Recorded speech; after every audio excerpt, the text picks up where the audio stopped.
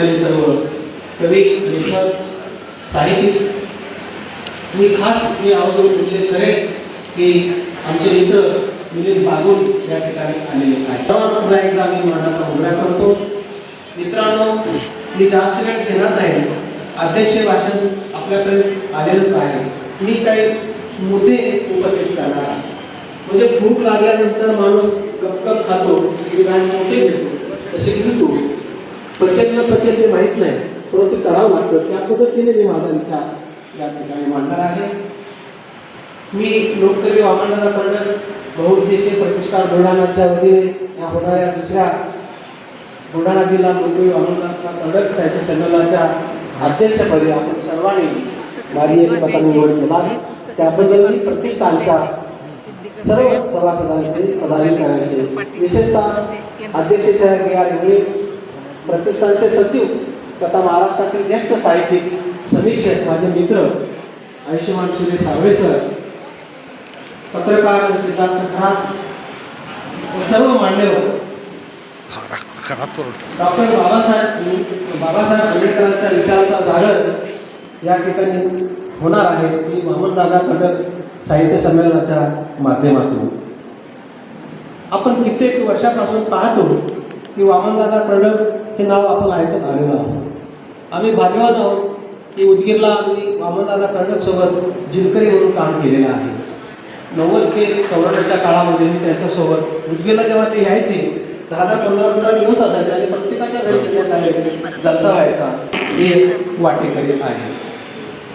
वामनदादा कर्डकांचं शाहिरी हा वारसा दलित लेखकांनी घेतला. आता दलित होत नाही तर आजच्या सर्व अवस्थेत असलेला भारताला सुद्धा लागू आहे. आणि म्हणून वामनदादांचं जी शाहिरी आहे ते वादातीत आहे आणि ते आपण विसरू शकत नाही. जेव्हा आपण पुरोगामी विचार व्यक्त करायला लागतो तेव्हा आपल्याला आता भीती वाटायला लागलेली आहे.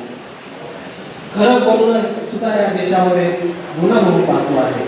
आणि आपण तर डॉक्टर बाबासाहेब आंबेडकरांच्या विचाराचे पाहिजे आहोत. आणि मग आपण नाही बोललं तर बोलणार कोण? आपण बोललंच पाहिजे. ही भूमिका घेऊन मी माझा विचार आपल्यासमोर दिलेला आहे. त्या बुलढाणा जिल्ह्यामध्ये मी साहित्य संमेलन होत आहे. वास्तविक पाहता माझ्या अभ्यासांती कांबळे सर, बुलढाणा जिल्हा हा वेरूळ अजिंठ्याच्या पर्वतरांगेचा जिल्हा आहे. आणि बुलढाणा हा 2 भागामध्ये विभागलेला आहे. त्या भागाला असं म्हणलं जातं की भिल्लठाणा, म्हणजे भिल्लांची वस्ती इथे होती असं या अभ्यासकांचं मत आहे. म्हणजे मूळ भिल्लठाणा पुढे तो बुलढाणा झाला, म्हणजे ही बुद्धांची वस्ती आहे असं काही इतिहासकारांचं मत आहे. कारण बुलढाणा जिल्हा हा घाटावर आणि घाटाखाली आपण असा पाहतो.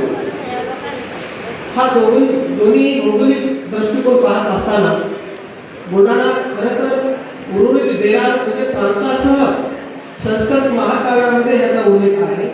परंतु आपण जर सम्राट अशोकांचा विचार करायला लागतो म्हणजे इसवी सन 5 ते 6 या शतकामध्ये बौद्ध धर्माच्या म्हणजे बुद्ध धर्माच्या अधिपत्याखाली हा बुलढाणा जिल्हा होता. आपण जेव्हा इथून जवळच असलेल्या एक 100 किलोमीटर 21 किलोमीटर वाटतं माझ्या मते, आपण जेव्हा भोन संस्कृती पाहतो, भोन संस्कृतीचं जेव्हा उत्खनन झालं तेव्हा तिथे आपल्याला बौद्ध स्तूप सापडतो. म्हणजे या भागामध्ये बुद्धांच्या खानाखुणा आपल्याला पाहायला मिळतात. म्हणजे बुद्धाची विचारसरणी असलेला हा जिल्हा आहे. कोणीतरी म्हणाला की जाती धर्म पाळत नाही आणि तोच वारसा या जिल्ह्याला मिळालेला आहे असं मला वाटतं. कारण 2300 वर्षापूर्वी जे भोग संस्कृती निर्माण झाली त्या संस्कृतीचं उत्खनन होत आहे आणि त्यावर सुद्धा आपण या साहित्य संमेलनाच्या माध्यमातून प्रकाश टाकला पाहिजे. कारण मोरे आणि सातवाहन काळामध्ये बौद्ध संस्कृती या मराठवाड्याच्या भागामध्ये उदयास आली. मराठवाड्याच्या भागामध्ये काम होतो कारण बुलढाणा जिल्हा हा भौगोलिक दृष्ट्या जरी विदर्भामध्ये असला तरी सांस्कृतिक आणि भाषिक दृष्टीने तो आमच्या मराठवाड्याशी मिळता जुळता आहे. उदाहरण तुम्हाला इथे सांगेन की भारतीय संस्कृती टिकून ठेवण्याचं काम हे 18 पगड जातीने केलेलं आहे. आपण जात पाळत नाही परंतु लोकसंस्कृती लोकभावना जतन करण्याचं काम इथल्या बहुजन समाजाने केलेलं आहे. कुठलीही कला घ्या, ही आमचीच कला आहे आणि ती कला आजपर्यंत जिवंत राहिलेली आहे. आणि म्हणून आपल्या ज्या बोली आहेत त्या बोली टिकल्या पाहिजेत, कारण बोली टिकल्या तरच संस्कृती टिकत असते, कारण संस्कृती जन्मीच बोली असते. आणि म्हणून ह्या बुलढाणा जिल्ह्यामधल्या जवळजवळ 3 बोली आता नष्ट होत आहेत असा माझा अभ्यास आहे. त्यामध्ये आपण असं पाहतो की या जिल्ह्यामध्ये निहाली बोली बोलली जाते. फक्त 3 गावातले 5,000 लोकच बोलत आहेत आणि ते सर्व लोक 60 वर्षाच्या पुढचे आहेत. त्यांच्याबरोबर ही बोली लयात जाती काय असा प्रश्न पडतो. गायकी सर यावर आपलं संशोधन झालं पाहिजे.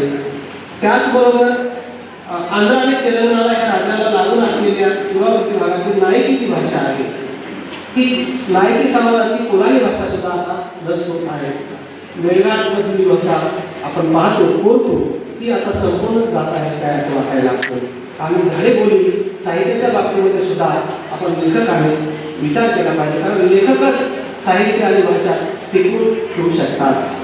बुलढाणा जिल्ह्याला साहित्याची फार मोठी परंपरा आहे. मी फक्त दलित परंपरा किंवा आंबेडकरी परंपरा या ठिकाणी सांगणार नाही. या ठिकाणी बरेच आद्य कवी, आद्य गझलकार, आद्य नाटककार म्हणजे महान लोक या ठिकाणी झालेले आहेत. आपण या ठिकाणी ताराबाई सिंगचा उल्लेख केलेला आहे. जिजाबाई आपल्या ह्या जिल्ह्याच्याच आहेत. परंतु जेव्हा मी याचा विचार करतो तेव्हा आज महाराष्ट्रामध्ये आजच्या घडीला 1-2 लेखक जे की जात धर्म पंथाच्या पलीकडे गेणारे. पहिले आहे डॉक्टर सदानंद देशमुख, त्यांनी 12 मास लिहिली, त्याला साहित्य अकादमी मिळाला. आणि दुसरे रमेश उत्तराकर, निशाने डावा होता. हे दोन्ही लेखक अत्यंत माझ्या अंतःकरणामध्ये जवळचे आहेत, कारण त्यांचं लेखन मला भावतं आणि त्यांनी आपली पायवाट या ठिकाणी निर्माण केली आहे. दगो काळे इथलेच आहेत.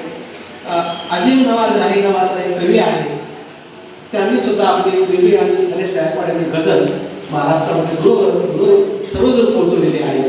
मराठी साहित्यामध्ये यांनी मुद्रा हे साहित्य संकलन कधीही विसरणार नाही. 1960 नंतर आंबेडकरी साहित्य उदयाला आलं किंवा दलित साहित्य उदयाला आलं असं म्हटलं जातं. की 14व्या शतकामध्ये दलित साहित्याचा उगम बुलढाणा जिल्ह्यामधून झालेला आहे. या बुलढाणा जिल्ह्यामध्ये थोर संत कवी होऊन गेले. आपण त्यांचा जेव्हा विचार करायला लागतो तेव्हा त्यांचा खानदानाचा विचार करतो. संत चोखो मेळा, सोयराबाई, मुलगा कर्ममेळा, बहीण निर्मळा आणि मेहुणा गंका हे सर्व साहित्यिक जन्माने बुलढाणा जिल्ह्याचे आहेत. कर्माने जरी मंगळवेढ्याला असले तरी तो वारसा दलित साहित्याचा इथंच आहे. म्हणून दलित साहित्याचा उगम सुद्धा बुलढाणा जिल्ह्यामध्येच झालेला आहे असे ठामपणे सांगेन, कारण त्यांनी आपल्या संत वचनामध्ये अभंगामध्ये पहिला विद्रोह पुकारलेला आहे. म्हणजे ऊस डोंगा पण रस नाही डोंगा, त्याचा अर्थ असा आहे की आमच्यावर किती अन्याय त्याच्या पूर्वी असं होत आलेले आहे. ती वेदना संत चोखा मिळाली या ठिकाणी आपल्या कवितेमध्ये मांडलेली आहे किंवा अभंगामध्ये मांडलेली आहे. खूप नावं आहेत माझ्यासमोर, परंतु मी एक उल्लेख मुद्दा म्हणून करेन की ज्यांच्यासोबत 20 वर्ष साहित्य संमेलनामध्ये फिरलोय. डॉक्टर पद्मश्री गंगाधर पानपावले सरांनी आशिया दश चळवळीमध्ये म्हणून आम्हाला पुढे आणलं, लेखक म्हणून घडवलं. ज्यांच्यासोबत आम्ही काम केलं ते आमचे सुरेश साबळे ह्याच जिल्ह्यातले. त्यांनी स्त्री